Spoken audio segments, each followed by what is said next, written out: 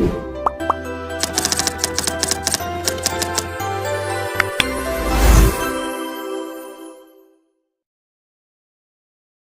lagi kita berada di podcast isi Surabaya. Kali ini kita masih ada di tema yang sama yang bercerita tentang praktisi bercerita. Namun kali ini topiknya agak sedikit beda dengan yang kemarin. Sekarang kita akan lebih spesifik lagi bagaimana kita membedah atau membedakan usaha, manajemen usaha kecil, menengah dan sedang. Sedangkan materi yang narasumber kita kali ini adalah Pak Rahmat. Kita sambut lagi kedatangan beliau bercerita di podcast isi Surabaya. Kita langsung saja Pak ya, terkait tema kita hari ini, yaitu apa sih yang membedakan gitu ya jenis usaha kecil, menengah dan besar itu menurut Bapak gimana? Dari dulu orang itu ya tergantung, Bank Indonesia punya cerita sendiri, definisi terminologi sendiri, terus perindustrian, tergantung mereka sudut pandang. Tapi kalau saya bilang skala itu omset. Skala omset. Jadi omset itu mau jumlah tenaga kerja berapa, kembali lagi pada skala omset ya. Usaha perdagangan kalau omset sekian berarti masuk kategori ini. Kenapa saya ngambil tentang omset? Karena itu menyangkut kompleksitas juga. Saya ngelola usaha misalnya dengan omset 200 miliar dengan 200 juta kan berbeda kompleksitasnya. Pasti. Ini 20 juta saya bisa ngelola sendiri, yang 200 miliar mungkin saya butuh 5.000 orang mungkin ya untuk ngelola labornya, karena itu kan harus dibagi sectionnya. Terus harus bagi departementalisasi supaya ini bergerak, supaya ketemu omset 200 miliar misalnya kayak gitu. Jadi kembali lagi, sebetulnya usaha kecil, usaha besar, kompleksitas usahanya memang berbeda pasti, karena menyangkut skalanya yang berbeda. Tapi urusannya sama. Kira-kira problemnya sama atau tidak Pak antara yang besar? Yang berbeda adalah menurut saya ketika kita ngomong usaha kecil, kalau usaha besar itu sudah tim, kan ada tim manajemen ya. Betul. Ada namanya direktur, presiden direktur sampai kepada supervisor. Strukturalnya jelas. Kalau di bawah kita nyebutnya CEO, Chief Everything Officer. Gitu. Merangkap semua karena memang ada keterbatasan itu. Kita mulai dari, kalau di usaha besar itu kita punya namanya perencanaan strategik ya. Kita ada rapat namanya rapat anggaran, merencanakan. Nah kalau di itu sudah berpola, ada namanya RKAP, rencana kerja dan anggaran perusahaan, ada namanya bisnis plan untuk tahun ke depan gitu ya. Nah di usaha kecil sebetulnya ada, tapi dilakukan sendiri oleh si owner, perangkap semuanya. Nah di mana perbedaan yang berikutnya adalah ketergantungan kepada si owner. Kalau si ownernya UKM ini ya sorry kata standar saja, atau keterampilan ya, kita nyebutnya ada keterampilan entrepreneurialnya juga segitu-gitu aja, ya hasilnya juga ya tidak seindah warna aslinya gitu ya. Berarti skill dari si pengelola entrepreneurnya ini yang menentukan gitu ya. Ya kalau usaha besar kan dia tim, dia koordinasi. Betul. Dia kalau kurang dia bisa cari orang. Kan kalau di manajemen perusahaan besar itu misalnya, kita lagi tumbuh nih, kita butuh orang orang pemasar yang mau B2B nih, saya harus cari orang yang mau kualifikasi, dia bisa ganti orang. Karena dengan skala segitu dia punya kemampuan. Oke, menarik nih kalau misalkan kita yang tadi bahwa yang menentukan adalah entrepreneurnya, orangnya gitu ya, usahanya. Itu ada kriteria khusus nggak untuk dikategorikan yang survive atau yang bisa tumbuh gitu kan, ya? Udah usaha. Kalau saya gini, memang itu tergantung zamannya ya, tergantung zaman, tergantung situasi, tergantung lokasi. Jadi saya berpikirnya gini, entrepreneurial zaman dulu itu tidak terlalu diperlukan karena memang dinamika bisnis itu tidak sekompleks sekarang ya. Orang bisnis dulu nggak ada HP. Oh iya betul. Sekarang dulu zaman saya mengawali ada namanya mafia bisnis. Informasi itu ditutup. Jadi kalau kita mau Pekulaan barang atau cari barang itu harus melalui orang tertentu. Asymmetric information ya. Iya, sekarang tinggal buka marketplace, kebuka semua harga berapa. Level harga udah. Mau buka di YouTube ketemu yang namanya pemasok ABC, terbuka semua. Betul. Nah, terus bagaimana? Bisnisnya lebih terbuka sekarang. Nah, kembali lagi kepada kriteria. Terus gimana dong? Ya tergantung zamannya. Jadi zamannya itu kalau dulu kita butuh misalnya kualifikasinya dengan standar aja kita bisa eksis. Sekarang kita mungkin butuh kerja cerdas, kerja keras, atau kerja yang lain karena begitu kompleksnya. Untuk mengatasi atau hal-hal kendala yang seperti sekarang itu butuh yang entrepreneurship seperti apa menurut? Entrepreneur yang saya butuhkan ya orang yang mau belajar, yang beradaptasi dengan lingkungan. Jadi kalau misalnya gini, saya bisnisnya ini ya, apa namanya, di bidang craft ya, bidang kriya misalnya kayak kriya. Kreatifnya, solusinya gimana itu melihat dulu dengan ngambil ini kemudian kita apa namanya dijual. Nah sekarang ini para orang yang user ini dia ketemunya Alibaba, Baba Ali yang Alibaba itu yang di sana itu ngirim langsung dari Shenzhen, Guangzhou gitu ya, dengan harga yang luar biasa murah. Nah terus kita gimana ngatasi? Ya cari peluang-peluang yang kita. Berarti kan sebetulnya kita juga harus tahu bagaimana costingnya mereka supaya ketemu harga sampai di Indonesia misalnya. Kita juga harus berpikir bagaimana mengadopsi sumber-sumber baru yang supaya kita bisa fit dengan maunya. Kan konsumen kita satu, dia bisa beli dari Alibaba, bisa beli dari kita kan. Nah kalau kita nggak bisa bersaing, dia pasti beli dari Alibaba. Jadi kan kompleksitasnya adalah dulu kita pemain lokal aja sudah bisa eksis, informasi terbatas itu bisa. Sekarang harus regional, nasional, global, karena semua ada di genggam ini namanya HP. Iya, dengan adanya perkembangan teknologi yang canggih sekarang ya, jadi asymmetric information itu hampir sudah tidak terjadi gitu kan. Konsumen itu sudah bisa melihat level harga dengan satu genggaman lewat handphonenya gitu kan.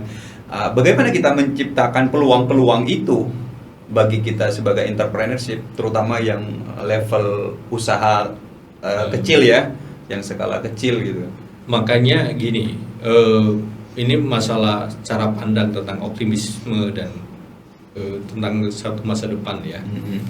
Kita itu sering anggap bahwa peluang itu kayak gunung es itu, yang tampaknya kecil, yang di bawah itu ternyata besar. Ini kan kalau positif. Kalau yang negatif kita melihat peluang kita hanya di atas. Nah yang di bawah ini bisa dengan edukasi, kan ada yang tampak. Jadi kalau kita misalnya ada bisnis yang kita bilang ini ada peluang, tapi ini masih di dalam nih, belum muncul ke permukaan, maka tugas kita adalah mengedukasi, memunculkan sehingga ketemu yang namanya peluang, dia akan muncul.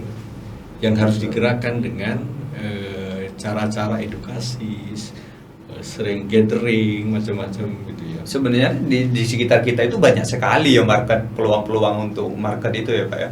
Nggak perlu yang langsung ekspor atau apa yang langsung mau. Kalau saya ngomongnya gini loh. Gimana? Jumlah penduduk itu punya relasi dengan kebutuhan apapun. Pasti. Jumlah penduduk kita 270. Anggap aja punya kemampuan 10%. Itu sudah 27 juta orang. Keren. Marketnya gede. Menyebar ya, tapi kan itu sebetulnya ada. Tinggal kita mau cari nggak itu. Dibandingkan kita ngomong lah, let's say Malaysia lah, 40 juta sekian jumlah penduduknya. Mungkin dia dinaikkan, anggap aja berapa persen lah. 50%-nya 20 juta. Itu sama dengan 10% penduduk kita. Kalau yang punya daya beli seandainya. Tapi kita itu menyebar. Nah, masalahnya di kita ini adalah maaf kata. Kita ini sebetulnya singa, tapi masih sirkus. Singa sirkus. Itu gimana maksudnya Pak? Saya pernah nonton satu film yang bagus di National Geographic itu, bagaimana melatih singa sirkus kembali kepada singa belantara. Naluri sejatinya. Itu butuh 2 tahun.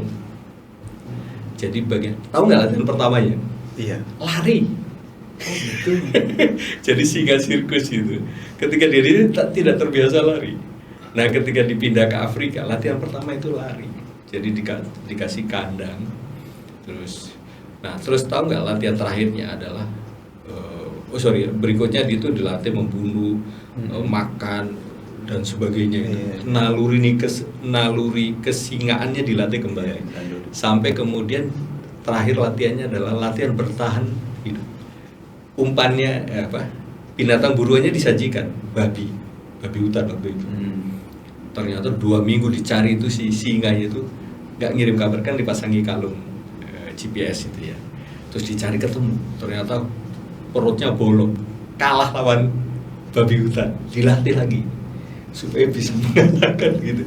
Jadi kembali lagi, yang pertama poinnya adalah lingkungannya kan berbeda, tapi sebetulnya kita ini singa.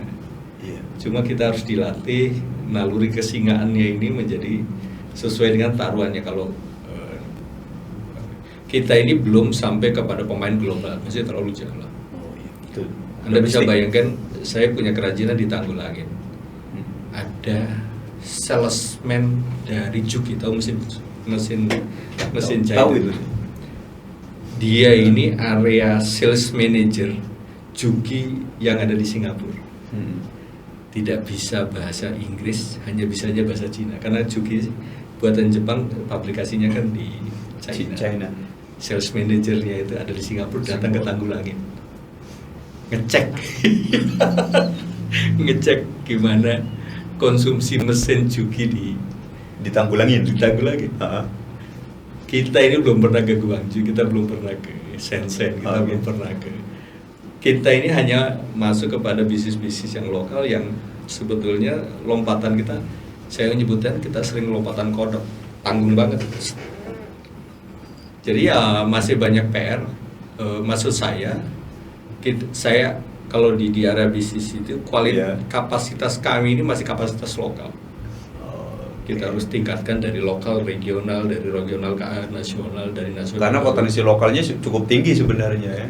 Bisa juga gitu, tapi cara pandangnya adalah bagaimana kualitas global itu kita mainkan di lokal. Pak, kalau misalkan mengacu ke awal tadi pembicaraan kita tentang perbedaan manajemen tadi, artinya yang skala kecil yang dihadapkan dengan keterbatasan manajemen ya, itu cenderung mengalami problem atau kendala yang cukup gitu kan, yang cukup fundamental gitu kan, sehingga membutuhkan sebuah skill dari secara persen dari entrepreneurs gitu kan.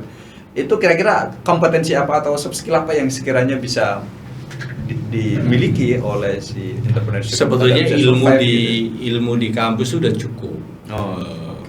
Kita kan membagi ke ilmu pemasaran, ilmu penjualan, ilmu manajemen produksi, level knowledge-nya ya. Level knowledge. Cuma yang kita harus latih itu adalah bagaimana mengaplikasikan menjadi sebuah titik yang optimal, gitu ya. Misalnya kita ngomong tentang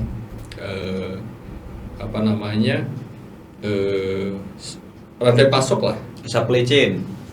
Kenapa barangnya Alibaba itu ya, China itu bisa murah di sini? Itu kan harus menjadi pertanyaan besar bagi kita. Kenapa bisa murah? Padahal ada freight, ada ongkos angkut, ada cukai, ada transportasi, ada karantina lah, ada macam-macam yang kalau dia makanan misalnya kayak gitu. Tapi di sini dia bisa murah, gitu.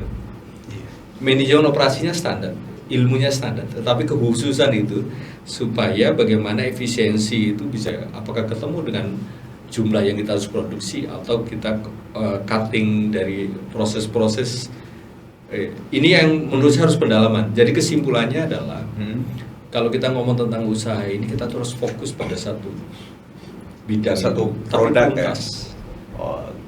Dari A sampai Z, sehingga kita bilang skala apapun itu, kan saya bilang tadi, skala besar kecil itu masalah, usaha besar kecil itu masalah skala.